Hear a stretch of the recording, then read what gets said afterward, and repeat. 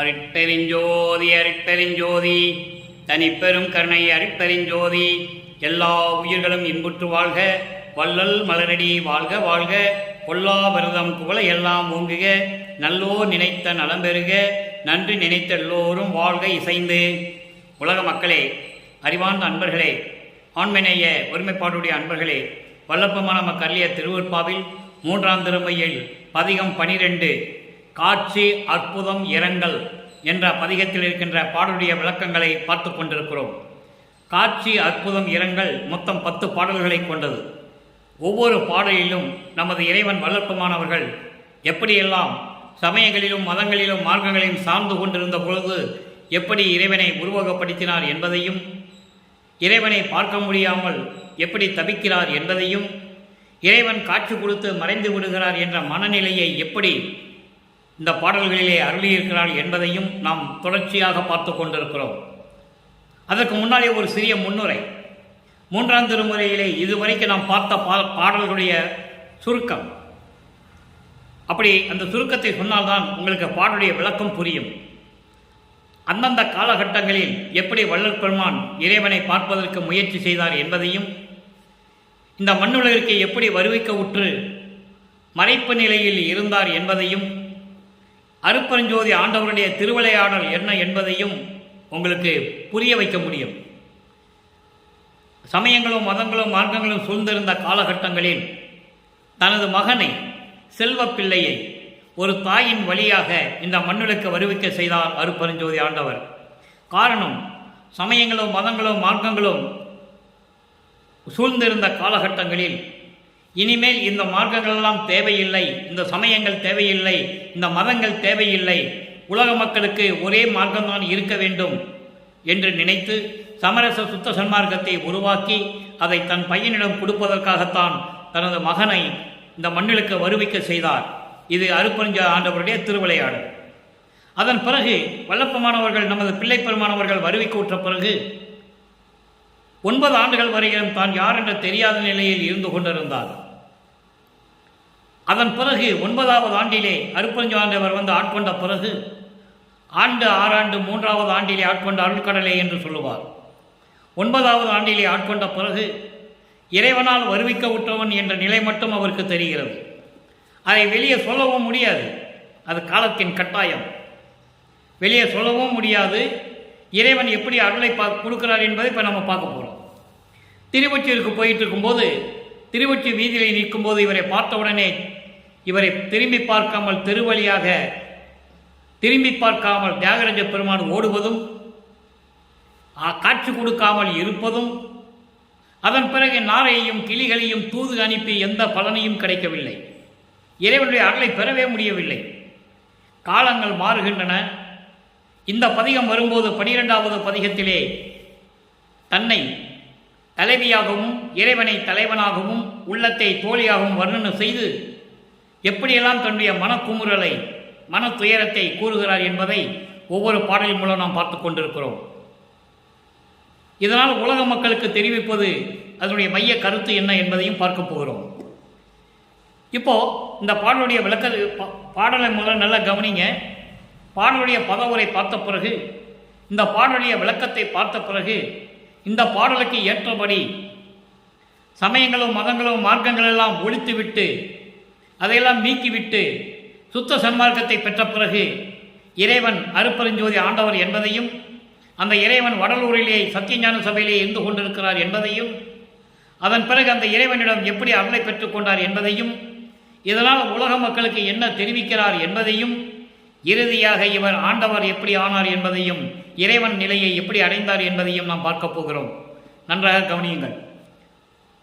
ஈதல் 3ஆவது பாடல் 12ஆவது பதிகம் காட்சி அற்புதம் இரங்கல். காட்சி அற்புதம் இரங்கல் என்பது இதுவரையும் இறைவனுடைய காட்சியை அவர் பார்க்கவில்லை, அந்த அற்புதத்தை பார்க்கவில்லை. இந்த பாடலில் இந்த பதியத்தை வரும்போது இறைவனை பார்க்கிறார், இறைவன் காட்சி கொடுக்கிறார், மறைந்து விடுகிறார். இதைதான் தன் தோழியிடம் சொல்லுவது போல, உள்ளத்திடம் சொல்லுவது போல உலக மக்களுக்கு தெரிவிக்கிறார். பாடலை நல்லா கவனிங்க. ஈதல் ஒளியா வன் கையினார். வன்கை, வன்கைனா கொடைத்தன்மை உடைய ஒரு அருள் கொடையை உடைய கை, அருள் கொடையை கொடுப்பவர் என்று சொல்லுகிறார். ஈதல் ஒளியா வன் கையினார் எல்லாம் வல்ல சித்தர் அவர், ஓதல் ஒளியா ஒற்றியில் என் உள்ளம் உவக்க உலகமெல்லாம் ஆதல் ஒளியா எழில் உரு கொண்டு அடைந்தான். கண்டேன், நல்லா கவனிக்கணும், கண்டேன் உடன் காணேன். பார்த்தாரு, உடனே மறைஞ்சிட்டாரு. காதல் ஒளியாது என்னடி நான் கனவோ நனவோ கண்டதுவே. தோழியிடம் கேட்பது போல இந்த பாடலை அருளியிருக்கிறார்கள். எப்படிப்பட்ட இறைவன்? ஈதல் ஒளியா வன் கையினார், அதாவது கொடை வள்ளல் உள்ளம் கொண்ட இறைவன். எப்போ பார்த்தாலும் அருளை கொடுப்பாரு, பொருளை கொடுப்பாரு, செல்வங்களை கொடுப்பாரு. அப்படி ஈதல் ஒளியா வன் கையினார், கொடை வள்ளல் உள்ளம் கொண்ட இறைவன், எல்லாம் வல்ல சித்தர். இங்கே சித்தர் என்பது நீங்கள் சாதாரண சித்தர்கள் நினைச்சிடக்கூடாது. அந்த சித்தர்களெல்லாம் கர்ம சித்தியும் யோக சித்தியிலும் சென்றவர்கள். நல்லா புரிஞ்சுக்கணும். அந்த சித்தர்கள் பெற்றதெல்லாம் நிலையான அருள் அல்ல. இந்த சித்தர் ஞான சித்தர். கர்ம சித்தி, யோக சித்தி இவையெல்லாம் கடந்து ஞான சித்தியில் இருக்கின்றவர் இறைவன். கர்ம சித்தியில் இருக்கிறவங்களாம் என்ன சித்தி அடைஞ்சாங்கன்னா, அந்த சித்தியினால் ஒரு உயிரை கொல்ல முடியும், ஒரு உயிர் ஒரு உடம்புலேருந்து இன்னொரு உடம்புக்கு போக முடியும், கூடு விட்டு கூடு வாய்வதல் என்று சொல்லுவார்கள். கோபத்தினால் ஒரு உயிரை அழிக்க முடியும், பொருள்களை அழிக்க முடியும். அதான் கர்ம சித்தி. அவங்க தான் கர்ம சித்தர். இவர் ஞான சித்தர் என்பதை நீங்கள் புரிந்து கொள்ள வேண்டும். எல்லா சித்தர்கள் மாதிரி இவர் நினைச்சிடக்கூடாது. சித்தர் மகன் நானே என்று சொல்வார் வளர்ப்பமான உடனே இவர் சித்தர் நினைச்சிடக்கூடாது. இவர் இறைவன். அப்படிப்பட்ட எல்லாம் வல்ல அருளை கொண்ட இறைவன் அவர் ஓதல் ஒளியா ஒற்றியில். ஓதல் ஒளியா ஒற்றியில், ஓதல் என்பது ஈரம் மிகுந்த, அதாவது நீர்நிலைகள் நிறைந்த, அழகான சோலைகள் நிறைந்த, ஈரப்பதமுடைய கடல் அலைகள் அலைமோதும் அந்த திருவொற்றியூரிலே இருக்கின்ற இறைவன் என்று சொல்கிறார். ஓதல் என்பது ஈரம், ஓதல் ஒளியாது என்பது ஈரத்தன்மை ஒளியாமல் அதாவது ஈரத்தன்மை இல்லாமல் இருப்பதென்றால் எப்பவும் குளிர்ந்த நிலையில் இருப்பது. கடல் அலைகள் வீசிக்கொண்டிருக்கின்ற திருவொற்றியூரிலே இருக்கின்ற இறைவன் என் உள்ளம் உவக்க, என் உள்ளம் மகிழும்படி உலகமெல்லாம் ஆதல் ஒளியா எழில், அதாவது என் உள்ளம் மகிழும்படி ஆதல் ஒளியா. ஆதல் ஒளியா என்பது நெருப்பு போன்று உலகம் உள்ளும் ஒளி வீசிக் கொண்டிருக்கின்ற இறைவன். உலகமெல்லாம் நெருப்பு போன்று ஒளி வீசிக் கொண்டிருக்கின்ற இறைவன். அப்படிப்பட்ட எழில் உருவத்தை நான் கண்டேன். இறைவனை, தியாகராஜ பெருமானை இந்த உருவத்தில் நான் பார்த்தேன். அப்படிதான் அவர் சொல்ல முடியும். ஏன்னா அப்போ சமயங்களோ மதங்களோ மார்கழி நெறிகளில் இருக்கும்போது அவருக்கு சுத்த சன்மார்க்கத்தை பற்றி தெரியாது. அந்த காலகட்டத்தில் அப்படிதான் அவர் சொல்லி ஆக வேண்டும். ஏன்னா அது இறைவனுடைய திருவிளையாடல். இறைவன் திருவிளையாடல் செய்கிறார் என்பது கூட அவருக்கு தெரியாது. பின்னாளில் சொல்லுவார் ஒரு பாடலிலே, எனக்காக திருவிளையாடல் செய்தாயா என்று கேட்பார், ஆட்டம் போட்டாயோ என்று கேட்பார். ஆட்டம் போட்டாயோ என்பது திருவிளையாடல் செய்தாயோ என்று பொருள். அப்போ இந்த காலகட்டங்களில் அவர் நெருப்பு போன்று உலகமெல்லாம் ஒளி வீசிக் கொண்டிருக்கின்ற இறைவன் என்று சொல்லுகிறார். அப்படிப்பட்ட இறைவனை அந்த உருவத்தில் நான் கண்டேன். அந்த உருவம் கொண்டு அடைந்தார், நான் கண்டேன். அவர் வந்தாரு, நான் பார்த்தேன், உடனே காணேன். நான் பார்த்த உடனே மறைஞ்சிடுறார். காதல் ஒளியாது என்னடி, நான் அன்பு நிறைந்த மனத்தோடு அந்த இறைவனை மனமகிழ கண்டேன். அதான் காதல் ஒளியாது, அன்பு குறையாது. அன்பு குறையாது, நான் காதல் ஒளியாது, நான் நிறைந்த மன நிறைவோடு நான் இறைவனை பார்த்தேன். பார்த்ததும் மறைந்து விட்டார். என்னடி தோழி, நான் கண்டது கனவா நனவா எனக்கு தெரியவில்லையே என்று சொல்லி இந்த பாடலை அருளியிருக்கிறார்கள். இந்த பாடலுடைய பொருள் பதவுரை முடிச்சாச்சு. இப்போ விளக்க உரை கோர்வையாக சொல்லுகிறேன். அதாவது அளவு கடந்த கொடை வள்ளல் உள்ளம் கொண்ட இறைவன். அப்படிப்பட்ட இறைவன் எல்லாம் வல்ல சித்துகளையும் கொண்ட இறைவன். அவர் கடல் அலைகள் ஒழிக்கும் திருவொற்றியூரிலே குளிர்ந்த காற்று வீசக்கூடிய நீர்நிலைகள் நிறைந்த திருவொற்றியூரிலே இருக்கின்ற இறைவன். அப்படிப்பட்ட இறைவன் என் உள்ள மகிழ நெருப்பு உருவத்தில் தீப்பிளம்பாக அந்த உருவத்தில் நான் அதை மன நிறைவோடு கண்டேன். அவரை கண்டதும் அவர் மறைந்து விட்டார். பின்னால் நான் பார்க்கவில்லை, மீண்டும் நான் பார்க்கவில்லை, உடனே காணேன் என்று சொல்லுவார். காட்சி கொடுக்கிறார். அந்த காட்சி அற்புதமாக இருந்தது. அதான் காட்சி அற்புதம். அதன் பிறகு மறைந்து விடுகிறார். இரங்கல், தலைவி இறங்கிறார். தலைவி இரங்கல், தலைவி இரங்கல் என்பது வருந்துதல். இரங்கல் என்பது வருந்துதல், மனம் வருத்தப்படுதல். காட்சி கொடுக்கிறார், மறைந்து விடுகிறார் என்று சொல்லி தலைவி வருத்தப்படுகிறாள். வல்லப்பமானவர்கள் வருத்தப்படுகிறார்கள். இறைவனை பார்த்தும் அவரோடு பேச முடியவில்லை, எந்த அருளையும் பெற முடியவில்லை, மறைந்து விட்டார் என்று சொல்லி, தோழியே, நான் கண்டது கனவா இல்லை நிஜமா, எனக்கு எதுவுமே தெரியவில்லையே என்று சொல்லுகிறார். இதுதான் பாடலுடைய விளக்கம். இதனால் உலக மக்களுக்கு தெரிவிப்பது அதனுடைய மைய கருத்து. உலக மக்களே, அருட்பெருஞ்சோதி ஆண்டவரால் நான் இந்த மண்ணுக்கு வருவிக்க உற்று 9 ஆண்டுகள் வரையிலும் நான் யார் என்ற தெரியாத நிலையில் இருந்தபோது சமயங்களும் மதங்களும் மார்க்கங்களும் சூழ்ந்த நெறிகளிலே நானும் ஈடுபட்டு திருவொற்றியூரில் இருக்கின்ற தியாகராஜ பெருமான் நான் இறைவன் என்று நினைத்து நான் அங்கே சென்றேன். தெருவிலே நின்று பார்த்து கொண்டிருக்கும் பொழுது, திருவிழா வீதி வரும்போது, பவனி வரும்போது நான் அங்கே நின்று கொண்டு இருக்கிறேன். இதெல்லாம் உலக மக்களுக்கு யாரும் சொல்லலை. நல்லா புரிஞ்சுக்கணும். நீங்கள் திருவற்பாவலை இருந்ததை, அந்த உண்மையை உலக மக்களுக்கு யாருமே இந்த 201 வருடங்களாக சொல்லவே இல்லை என்பதை வேதனையோடு சொல்லிக்கொள்ள கடமைப்பட்டிருக்கிறேன். அப்போ அந்த தெரு வழியாக தியாகராஜ பெருமான் ஓடுகிறார். இவரும் பின்னாலே ஓடுறார். ஓட்டத்தை பிடிக்க முடியல. என்னன்னு கூட திரும்பி பார்க்காம சொல்லிட்டு போறாரு, உன்னுடைய காலம் இன்னும் இருக்கிறது, நீ பெரிய எழுத்து பிள்ளை, நான் இதில் தலையிட விரும்பவில்லை என்று சொல்லி ஓடுகிறார். அதன் பிறகு நாரையையும் கிளிகளையும் தூது அனுப்புகிறார். எந்த பலனும் இல்லை. அதன் பிறகு மன வருத்தத்தோடு குறி கேட்பதற்காக ஒரு குறைத்து பெண்ணிடம் போய் குறி கேட்பது போல பாடலை அருளியிருக்கிறார்கள். வருவாரா வரமாட்டாரா, இன்னும் எத்தனை ஆண்டுகள் வரை ஆகும் என்று நமக்கு அந்த பாடல்களை அருளியதை நாம் ஏற்கனவே பார்த்து விட்டோம். அதன் நிலைகளெல்லாம் மாறிய பிறகு இப்ப காட்சி கொடுக்கிறார். அதனால்தான் காட்சி அற்புதம் இரங்கல் என்ற தலைப்பிலே 10 பாடல்களை நமக்கு அருளியிருக்கிறார்கள். ஒவ்வொரு பாடலிலும் ஒவ்வொரு விதமாக இருக்கும்.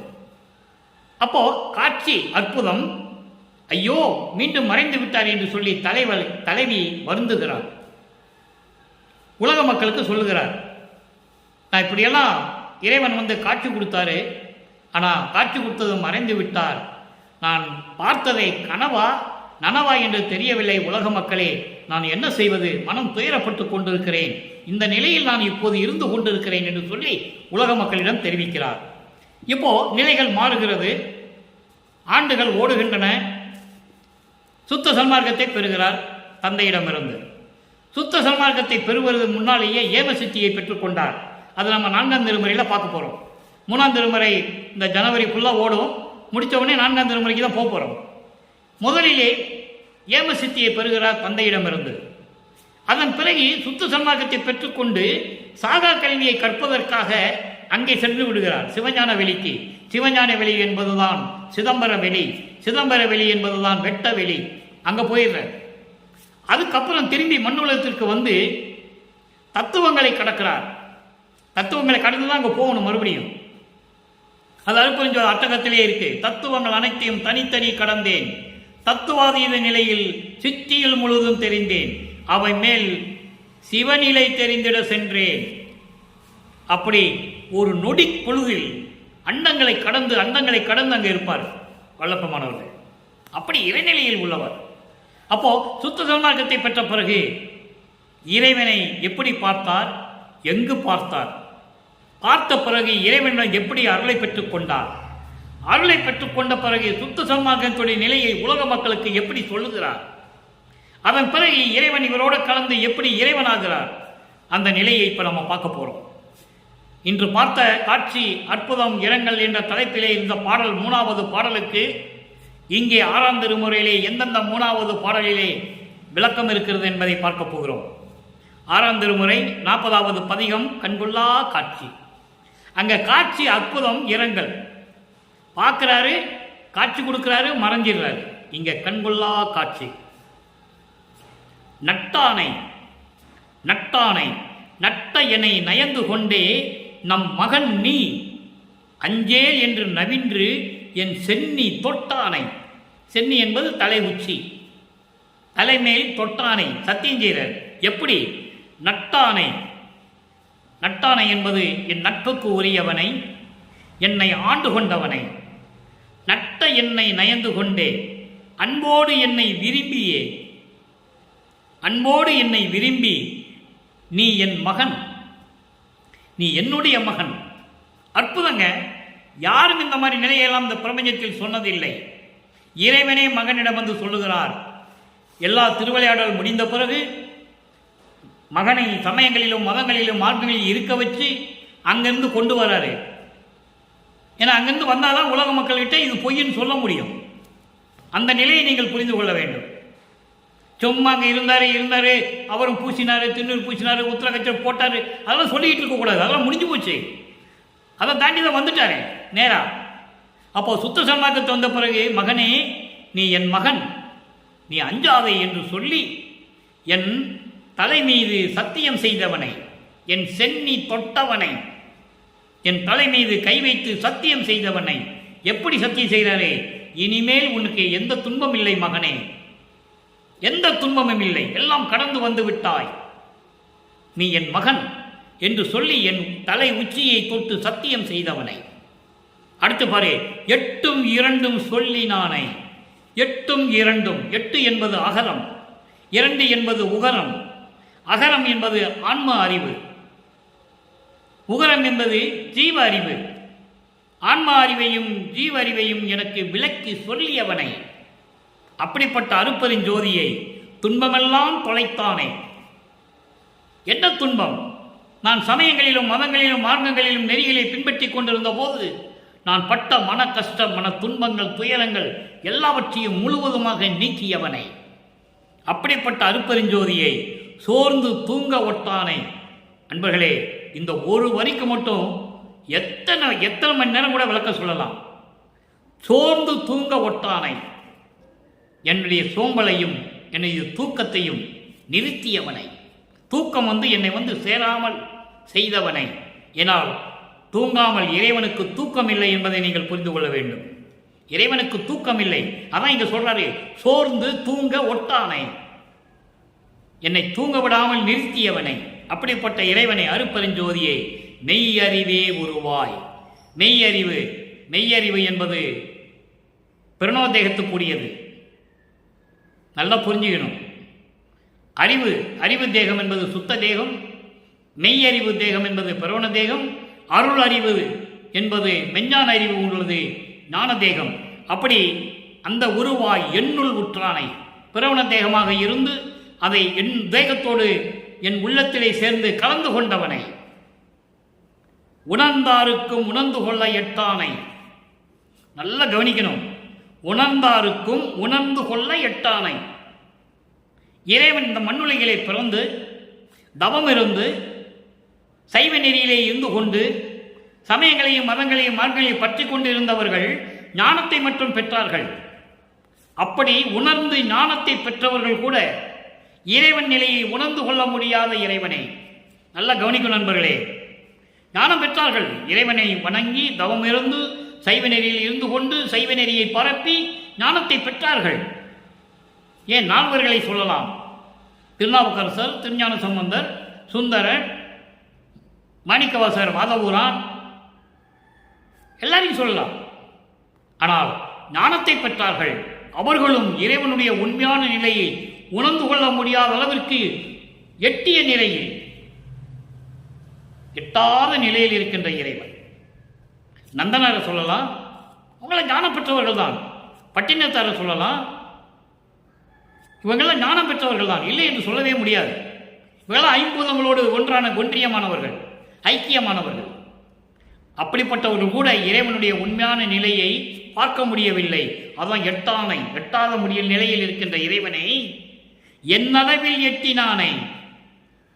என் அளவில் நான் பிடித்து விட்டேன் இறைவனை, எனக்கு கிடைத்தவனை, என் அளவில் கிடைத்தவனை, எம்மானை, எனது தலைவனை, சுத்த சன்மார்க்கத்து தலைவனை, என் தந்தையை கண்டு கழித்திருக்கின்றேனே. உறுதிப்படுத்துகிறார். இறைவனை பார்த்து மகிழ்ந்து கொண்டிருந்தேன், பேரின்ப நிலையில் இருந்து கொண்டிருந்தேன் என்று சொல்லுகிறார். ஆக 3ஆம் திருமுறையிலே காட்சி அற்புதம் இரங்கலிலே 3வது பாடலிலே இறைவன் காட்சி கொடுக்கிறார், மறைந்து விடுகிறார். எந்த அருளையும் பெறவில்லை, இங்கே எல்லாவற்றையும் சொல்லிவிட்டார். அடுத்த ஒரு நிலைக்கு பாருங்க, திருவொற்றியூரில் இருக்கின்ற இறைவன் என்று சொல்லுவார். இங்கே சத்தியஞான சபையிலே அருட்பெருஞ்சோதி ஆண்டவர் என்று சொல்லுவார். நல்லா கவனிங்க. 2வது பாடலுடைய விளக்கம் 62வது பதிகம் ஆற்ற மாட்டாமை. 3வது பாடல் ஆற்ற மாற்றாமை என்பது இனிமேல் சகித்துக் கொள்ள முடியாது. எப்படி? உலக மக்கள் துன்பப்படுவதை இனிமேல் என்னால் சகித்துக் கொள்ள முடியாது. சமயங்களையும் மதங்களையும் மார்க்கங்களையும் ஒழித்து விட்டோம்.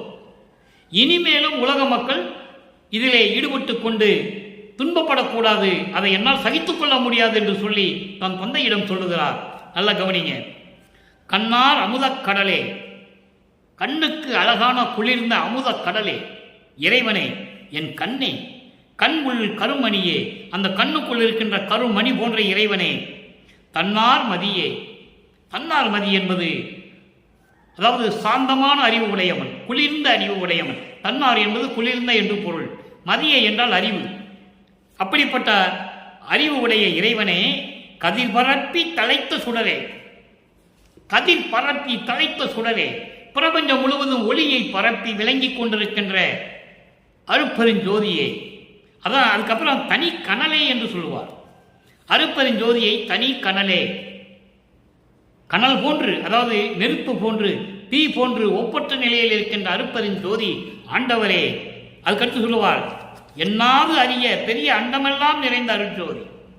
யாரும் நினைத்து பார்க்க முடியாத அளவிற்கு பெரிய பெரிய அண்டங்கள் எல்லாம் பரிபூர்ணமாக விளங்கி கொண்டிருக்கின்ற அருட்பெருஞ்சோதியே, அண்ணா, அண்ணலே, அரசே, இனி சிறிதும் ஆற்ற மாட்டேன் கண்டாயே. இனி சிறிதளவு கூட என்னால் சகித்துக் கொண்டிருக்க முடியாது. உலக மக்கள் துன்பப்பட்டு கொண்டிருக்கிறார்கள், துயரப்பட்டு கொண்டிருக்கிறார்கள். இனிமேல் அவர்களை எல்லாம் நான் வெளி பார்ப்பதற்கு என்னால் சகித்துக் கொள்ள முடியாது என்று சொல்லி இறைவனிடம் கூறுகிறார். அடுத்த ஒரு நிலை சிவ புண்ணிய பேரு. இப்போ இறைவனை பார்த்தாச்சு, இறைவனை கண்குளிர பார்த்தாச்சு, இறைவனிட்டிருந்து எப்படியெல்லாம் அருளை பெற்றான்னு சொல்லியாச்சு. உலக மக்களுக்காக அவர்கள் படுகின்ற துயரங்களையும் துன்பங்களையும் இனிமேல் பார்த்திருக்க மாட்டேன் என்று சொல்லி சகித்துக் கொள்ள முடியாது என்று தன் தந்தையிடம் சொல்லியதையும் சொல்லியாச்சு. இப்போ சிவ புண்ணிய பேரு. சிவ புண்ணியம் என்பது, உன்னே சிவம்னா நீங்கள் அங்கே போயிடக்கூடாது, சிவங்கிட்ட போயிடக்கூடாது. சிவம் என்பது அருட்பெருஞ்சோதி. அருட்பெருஞ்சோதி அருளை பெற்ற பிறகு அதனுடைய நிலைகள் எல்லாம் எப்படி இருக்கிறது?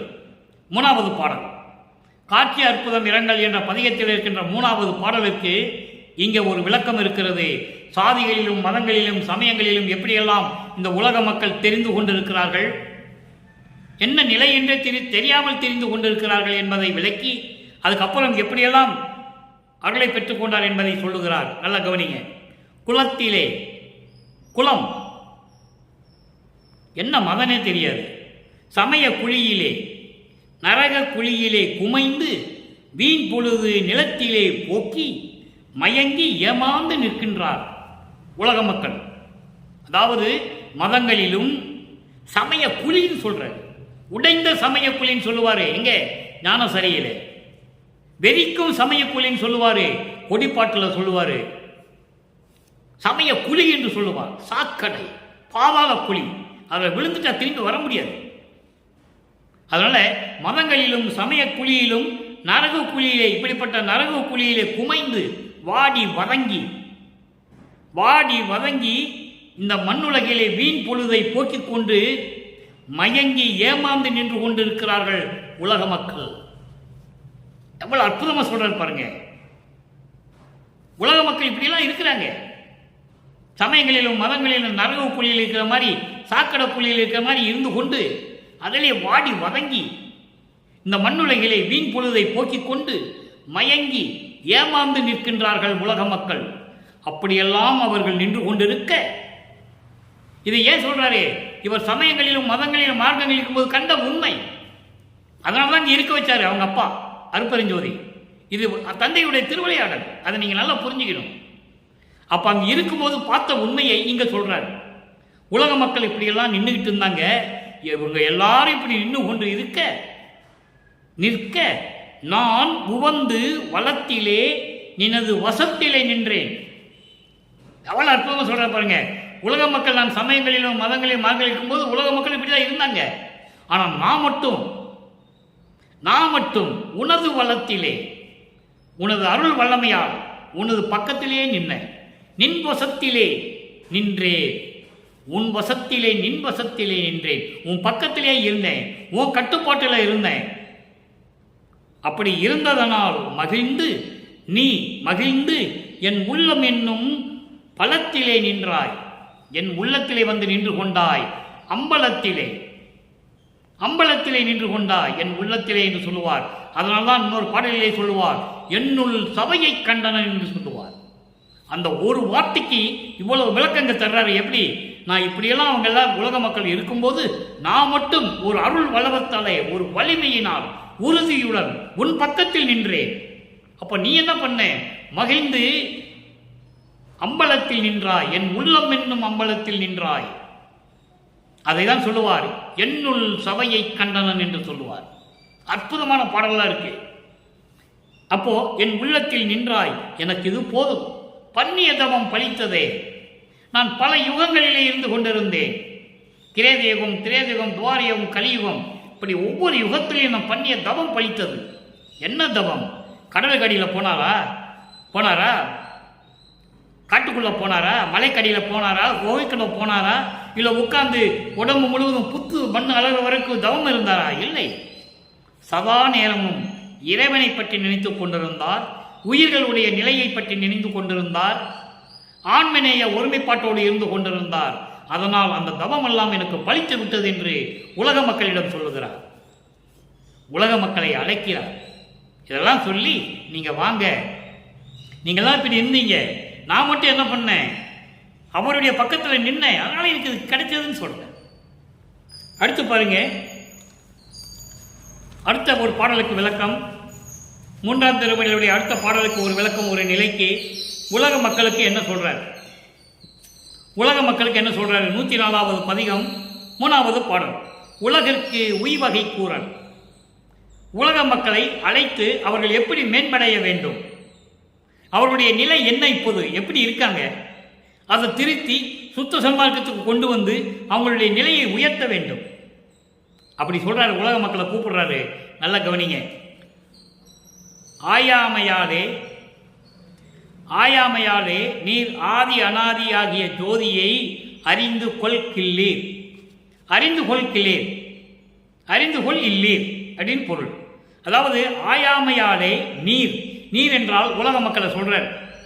உலக மக்களே, நீங்கள் எல்லாம் அறிவை கொண்டு ஆராய்ந்து பார்க்காமல், உலக மக்களே நீங்கள் உங்கள் அறிவை கொண்டு ஆராய்ந்து பார்க்காமல் ஆதியும் அனாதியுமான அருப்பெருஞ்சோதியை நீங்கள் அறிந்து கொள்ளவில்லை, அறிந்து கொள்ளாமல் இருக்கிறீர்கள். அறிவை பயன்படுத்துங்கள், மூட நம்பிக்கையை ஒழித்து விடுங்கள், சமயங்களிலும் மதங்களிலும் மார்களில் கூறப்பட்ட நெறிகளை விட்டு விடுங்கள். அப்போதான் உங்களுடைய அறிவு விளங்கும் என்று சொல்லுகிறார். அப்போதான் மூட நம்பிக்கை அகலும், இறைவனுடைய உண்மையாய நிலை உங்களுக்கு புரியும் என்று சொல்லுகிறார். அதை தான் ஒரே வரியில் சொல்லுகிறார்.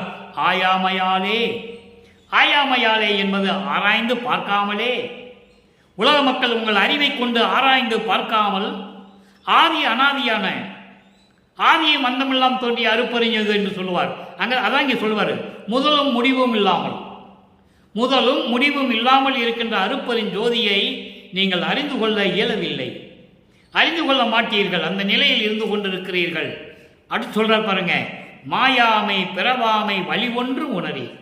மாயாமை என்பது இறக்காமல் இருப்பது, இரவாமல் இருப்பது, பிறவாமல் இருப்பது, பிறவாமை. மாயாமை பிறவாமை, இறப்பதும் பிறப்பதும் தான் இந்த உலகத்தில் நடந்து கொண்டிருக்கிறது. அது ஏன் நமக்கு வருகிறது என்று உங்களால் உணர முடியவில்லையே. அப்போ நீங்க சமயங்களிலும் மதங்களிலும் மார்க்கங்களிலும் தான் உணர முடியாது. சுத்த சன்மார்க்கத்துக்கு வந்தால் நீங்கள் உணர்ந்து கொள்ளலாம். இறப்பு நமக்கு தேவையில்லை, இறைவனுடைய திருவடியை போதும் என்று நினைத்தால் சுத்த சன்மார்க்கத்துக்கு தான் வரணும். வேற வழியே கிடையாதுன்னு சொல்றேன். மாயாமை பிறவாமை வழி ஒன்றும் உணரேன். அதுக்கான என்ன வழின்னு கூட உங்களுக்கு தெரியலையே. என்ன வழி? சுத்த சன்மார்க்கத்துக்கு வரணும். அடுத்து பாருங்க. மறவாமை நினைவாமை வகை சிறிதும் அறியீர். மறவாமை நினையாமை அதாவது தீய செயல்களை செய்வதை மறக்க வேண்டும். அதை நினைத்து கூட பார்க்கக்கூடாது. தீய செயல்களை செய்வது சமயங்களிலும் மதங்களிலும் மார்க்கங்களில் இருந்து கொண்ட நெறிகள். அதை மறக்க வேண்டும், நினைக்க கூட கூடாது. அப்போ மறவாமை நினைவாமை இருக்க வேண்டும் என்றால் நீங்கள் சுத்த சன்மார்க்கத்துக்கு வர வேண்டும் என்று சொல்லுகிறார். அதை பற்றியெல்லாம் நினைக்கவே கூடாது. நினைச்சா போச்சு.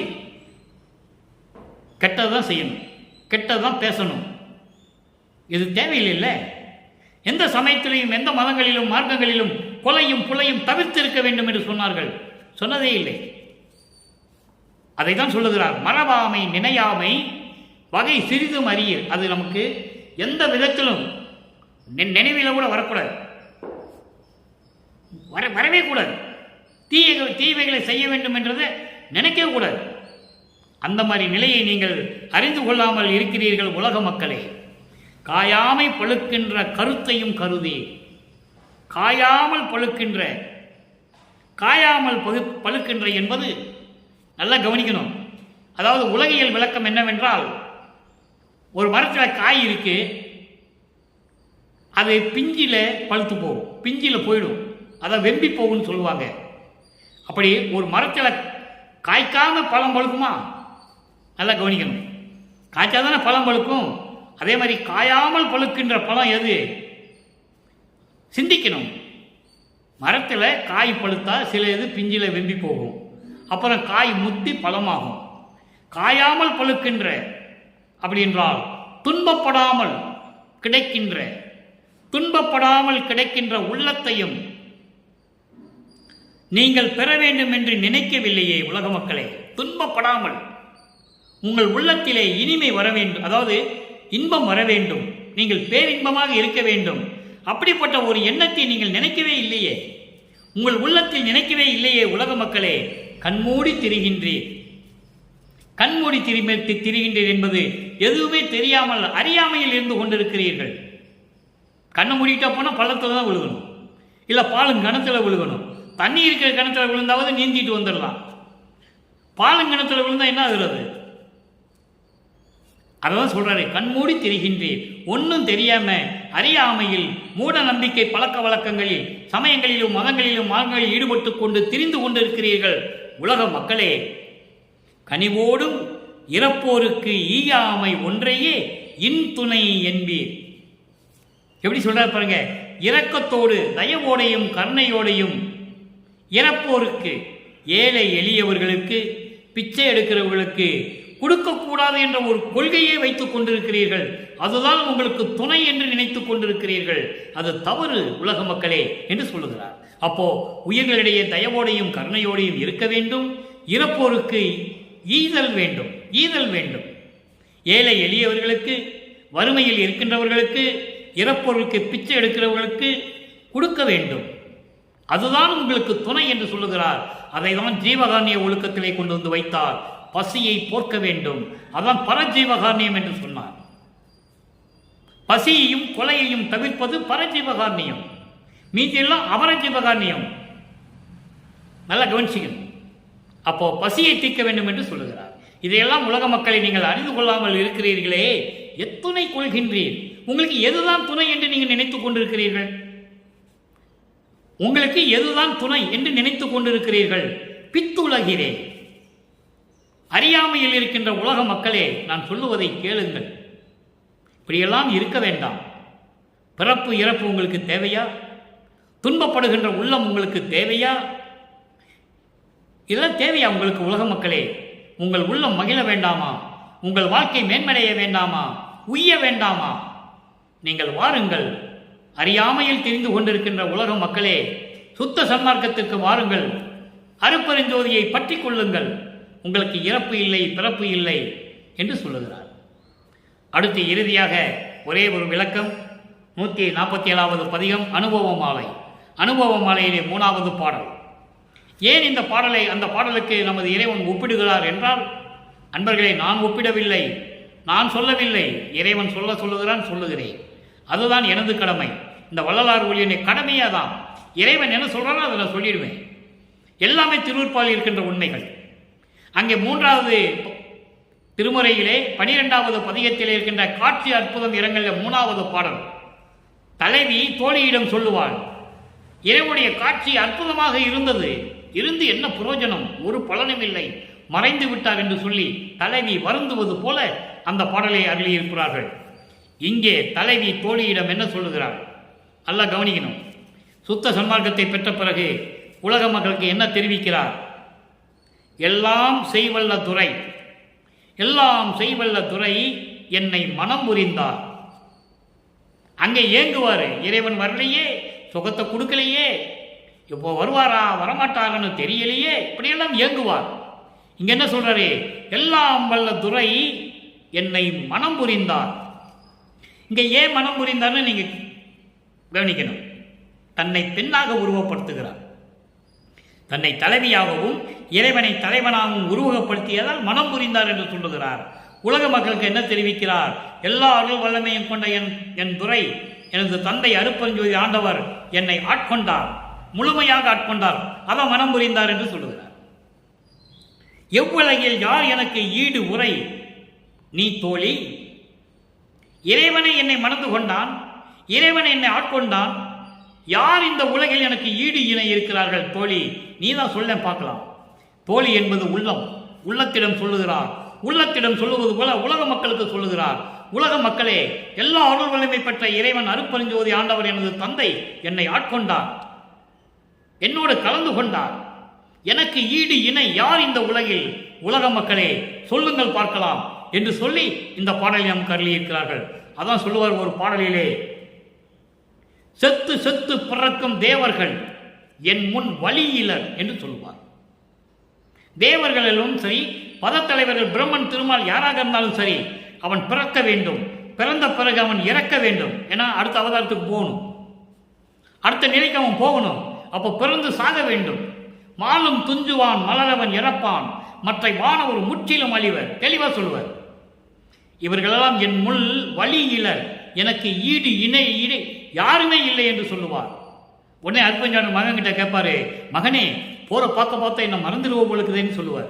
அப்போ இவர் பதில் சொல்லுவாரு, உன்னை மறக்கவும் மாட்டேன், மற்ற தேவர்களை மதிக்கவும் மாட்டேன் என்று சொல்லுவார். தேவர்கள் என்று சொல்லுவார்.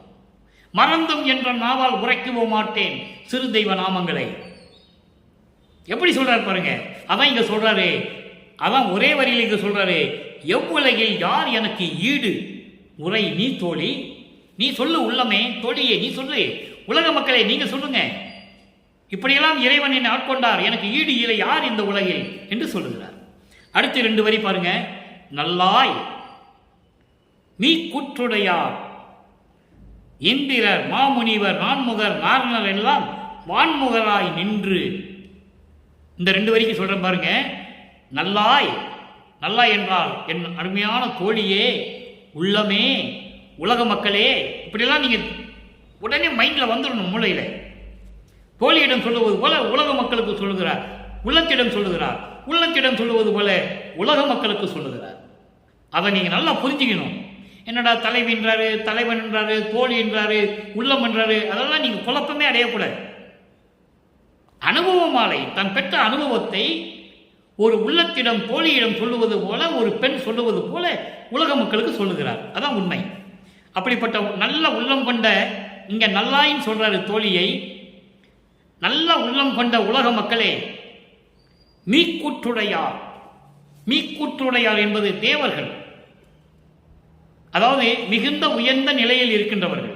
என்னதான் இருந்தாலும் தேவர்கள் மனிதர்களை விட உயர்ந்த நிலையில் இருக்கின்றவர்கள். அதான் தேவர்கள் என்று சொல்கிறார். மீக்கூற்று, கூற்று, மீக்கூற்று.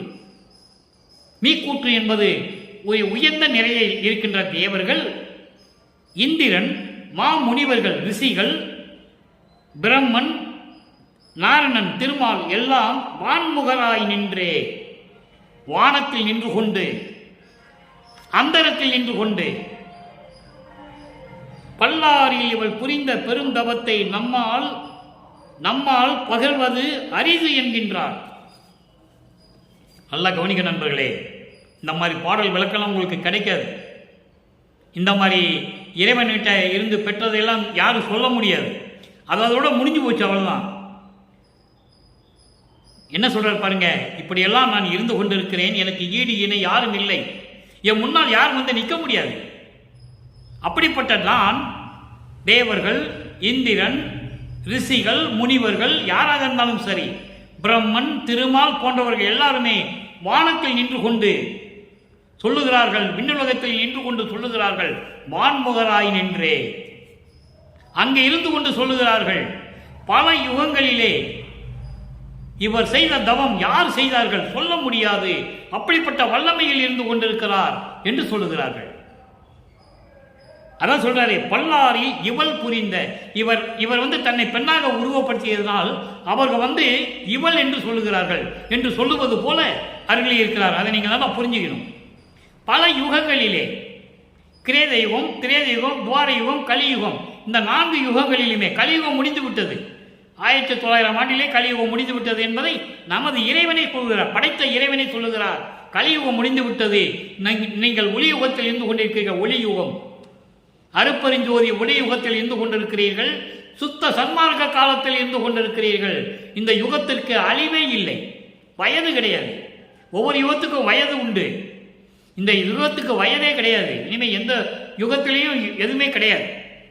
அப்போ அப்படிப்பட்ட பல யுகங்களிலே இவர் செய்த தவம் சொல்ல முடியாது, அப்படிப்பட்ட நிலையில் இருந்து கொண்டிருக்கிறார் என்று சொல்லி விண்ணுலகத்திலே இருந்து கொண்டு என்னை புகழ்ந்து கொண்டிருக்கிறார்கள் என்று சொல்லுகிறார் நமது பிள்ளை பெருமான் வல்லற்பமான் அவர்கள். நான் அடிக்கடி பிள்ளை பெருமான் என்று சொல்லுவேன். காரணம், அருப்பெருஞ்சோதி ஆண்டவர் தன் மகனுக்கு இட்ட பெயர் செல்வப்பிள்ளை. செல்வப்பிள்ளை, செல்வப்பிள்ளை, அதனால் பிள்ளை பெருமான் என்று சொல்லுவேன். வள்ளல் திரு அருப்பகாச வள்ளலார் என்று மக்களால் அழைக்கப்பட்டவர். புரியுதா உங்களுக்கு? அதனால் வல்லப்பெருமான் என்று சொல்லுவார், நான் பிள்ளை பெருமான் என்று சொல்லுவதில் பெரும் மகிழ்ச்சி அடைவேன். ஏன்னால் தந்தை அருப்பெருஞ்சோதி ஆண்டவர் தன் மகனுக்கிட்ட பெயர் செல்வப்பிள்ளை, அதனால் பிள்ளை பெருமான் என்று சொல்லுவேன். அப்படிப்பட்ட நிலையில் இருந்து கொண்டிருப்பவர் நமது பிள்ளை பெருமான் அவர்கள், வல்லப்பெருமான் அவர்கள். ஆக இப்படிப்பட்ட பல யுகங்களிலே இவர் செய்த தவத்தை பற்றி சொல்லவே முடியாது, அந்த நிலையில் இருக்கின்றார் என்று சொல்லிவிட்டு அடுத்து சொல்ற பாருங்க, சிற்பதியில் நடம்புரியும் வல்லானை மணந்திடமும் பெற்றனல், இங்கு இவளே வல்லாள் என்று உரைக்கின்றார் நல்லார்கள் பலரே. இது விண்ணுலகத்தில் நடந்தது. தேவர்கள், பிரம்மன், திருமால், ருத்திரன் இவங்கெல்லாம் அங்கிருந்தே வாழ்த்துறாங்க விண்ணுலகத்திலிருந்து. இவன் பல யுகங்களிலே செய்த தவத்தை சொல்ல முடியாது, அப்படிப்பட்ட பெரிய பெரிய தவங்கள் செய்து கொண்டிருந்தான். அதனால் அருப்பெருஞ்சோதி ஆண்டவர் அவனுக்கு கிடைத்து விட்டது. அதே நேரத்தில் மண்ணுலகிலே சிற்றவையிலே நடமுறிந்து கொண்டிருக்கின்ற அப்படிப்பட்ட வல்லவனை, அருப்பெருஞ்சோதியை மணந்திடமும் பெற்றனல், அவர் அப்படிப்பட்ட அருப்பெருஞ்சோதியை ஆண்டு கொண்டார் மகனை என்று சொல்லி இந்த மண்ணுலகத்தில் இருக்கின்ற நல்லவர்கள் சொல்லுகிறார்கள். விண்ணுலகத்தில் இருந்த சொன்னதையும் சொல்லிட்டாரு, மண்ணுலகத்தில் இருக்கிறவங்களையும் சொல்லிட்டார். மண்ணுலகத்தில் இருக்கின்ற நல்லவர்கள், நல்லவர்கள் என்பது இந்த முனிவர்கள், அடியார்கள், சாதுக்கள், அறிஞர்கள், புலவர்கள், புலையும் தவிர்த்து ஆண்மனைய ஒருமைப்பாடு நோக்கத்தோடு இருக்கின்றவர்கள், ஜீவகானிய ஒழுக்கத்தில் இருக்கின்றவர்கள், இவர்கள்தான் நல்லவர்கள். நல்லா புரிஞ்சுக்கணும். இப்படி நல்லவர்களும் சொல்லுகிறார்கள், சிற்றவையிலே நடனம் புரிந்து கொண்டிருந்த வல்லானை அருப்பெருஞ்சோதியை கலந்து கொள்ளவும் செய்துவிட்டால் இவளே வல்லவன், இவரே வல்லவன், வள்ளல் பெருமானே வல்லவர் என்ற நிலையை வானுலகத்தில் இருக்கின்றவர்களும் மண்ணுலகத்தில் இருக்கின்றவர்களும் போற்றிக் கொண்டிருக்கிறார்கள், வணங்கிக் கொண்டிருக்கிறார்கள் என்பதை இங்கே நான் பதிவு செய்ய கடமைப்பட்டிருக்கிறேன். இத்துடன் இந்த பாடல் விளக்கம் முடிந்துவிட்டது. காட்சி அற்புதம் இரங்கல் என்ற 3வது பாடலுக்கு இவ்வளவு விளக்கங்கள் இருக்கிறது. சமயங்களிலும் மதங்களில் இருக்கும்போது எப்படி இருந்தார், அதன் பிறகு தன் தந்தை இவரை மறுபடியும் ஆட்கொண்டு திருவிளையாடலை நிறுத்திவிட்டு சுத்த சன்மார்க்கத்தை கொடுத்த பிறகு தன் மகனுக்கு எப்படியெல்லாம் அருளை கொடுத்து உலக மக்களை எப்படியெல்லாம் அழைக்கிறார் என்பதையும் பார்த்து விட்டோம். எனவே அன்பர்களே, இந்த பாடலுடைய விளக்கம் உங்களுக்கு புரிந்திருக்கும் என்று கருதி இந்த வள்ளலார் ஊழியன் விடைபெறலாம் என்று கருதுகிறேன். நேரம் கடந்து கொண்டிருக்கிறது. எனவே நீங்களும் சுத்த சன்மார்க்கத்தில் இருந்து கொண்டு கொலையும் புலையும் தவிர்த்து ஆண்மநேய ஒருமைப்பாட்டோடு உயிர் இரக்கத்தோடு மண் அகல் விளக்கிலே தீபமேற்றி இறைவனை வணங்கி அருப்பெருஞ்சோதி அருப்பெருஞ்சோதி தனிப்பெருங்கனை அருப்பெருஞ்சோதி என்ற மகாமந்திரத்தை உச்சரித்து இறைவனுடைய அருளையும் செல்வங்களை எல்லாம் பெற்றுக்கொண்டு நீங்கள் நோயற்ற வாழ்வில் வாழ வேண்டும் என்று இறைவனுடைய தயவாலயம் கருணையாலயம் வாழ்த்தி விடைபெறுகிறேன். இந்த வள்ளலார் ஊழியன். மீண்டும் நாளை சந்திப்போம். நன்றி, வணக்கம். அருட்பெருஞ்சோதி அருட்பெருஞ்சோதி தனிப்பெரும் கருணை அருட்பெருஞ்சோதி.